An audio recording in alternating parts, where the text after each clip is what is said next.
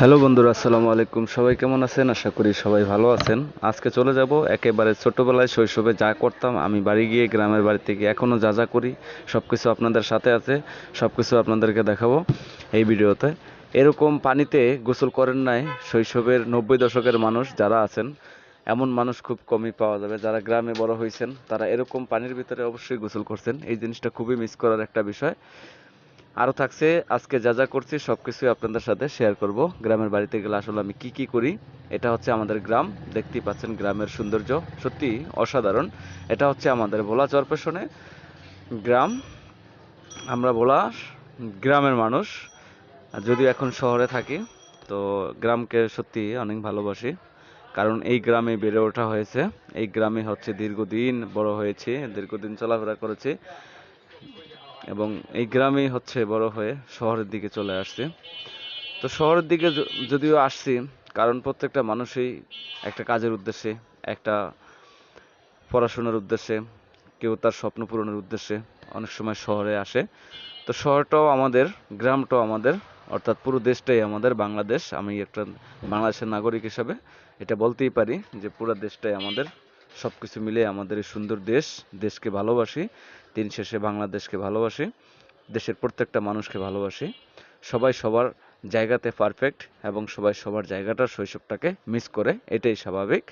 তো গ্রামে এসে বছরে 2 থেকে 3 বার আসা হয় শহর থেকে গ্রামে।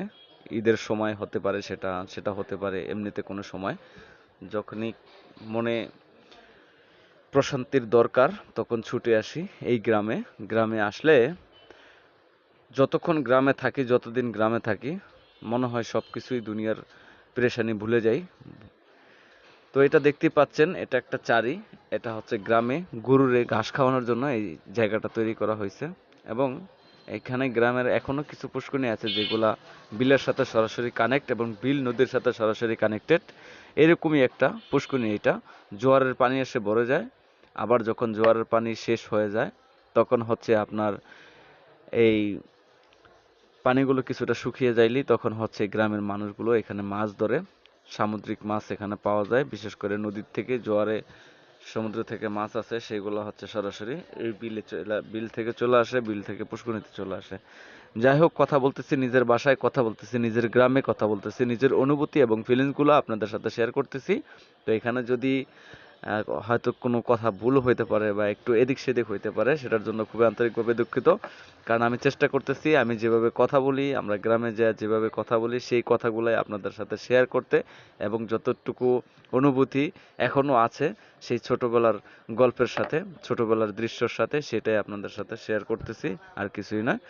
এটা হচ্ছে গ্রামের একেবারে লোকাল রাস্তা। একটা সময় আমরা যখন গ্রামে থাকতাম তখন প্রত্যেকটা রাস্তা এরকমই ছিল।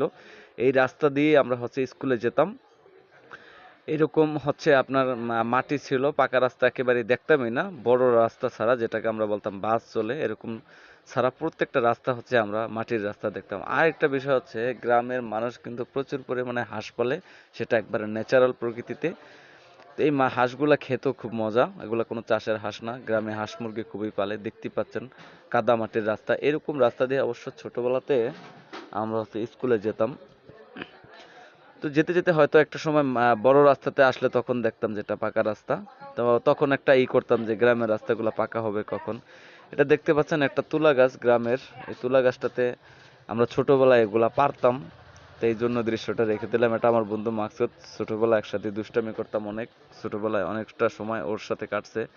এটা হচ্ছে বন্ধু শহীদুল ইসলাম, ওর সাথে অনেকটা সময় সেই ছোটবেলা থেকেই আমরা বেড়ে উঠেছি। আমরা এভাবে ঈদের সময় বাড়িতে গেলে হচ্ছে সবাই একসাথে হই। এটা বন্ধু মোশারেফ, আমরা ছোটবেলারই বন্ধু, এটা আমি নিজেই। তো আমরা হচ্ছে এইভাবেই জঙ্গলে, গ্রামের বাগানে, হচ্ছে রাস্তায় ঈদের পরের দিন বা ঈদের দিন বা যখনই যাই সবাই একসাথে হই, কিছু সময় দুষ্টামি করি, কিছু সময় হাঁটি।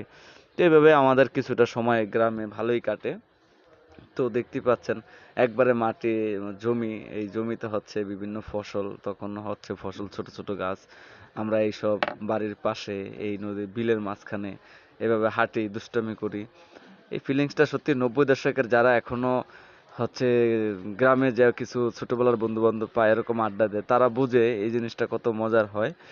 আসলে কিছু ফিলিংস, কিছু অনুভূতি ছোটবেলার তুলে ধরার জন্য মূলত ভিডিওটা করা, যাতে আমরা একটা সময় এসে আমরা এই জিনিসগুলো আবারও দেখে আমরা কিছুটা ফিল করতে পারি যে এক একটা সময় আমরা কি করছি, এক একটা সময় কতটা দুষ্টামি করছি। যদিও ছোটবেলার দুষ্টামিটা ক্যামেরা বন্দি করতে পারি নাই, কিন্তু সেটা একটু বড় হয়ে ক্যামেরা বন্দি করলাম এবং সেটা সোশ্যাল মিডিয়ায় স্মৃতি হিসাবে রেখে দিলাম। তো সবাই ভালো থাকবেন। আজকে ভিডিওটা এই পর্যন্তই। আশা করি নতুন কোনো ভিডিওতে আবার আপনাদের সাথে দেখা হবে। এই পর্যন্ত সবাই ভালো থাকবেন, সুস্থ থাকবেন। আল্লাহ হাফেজ।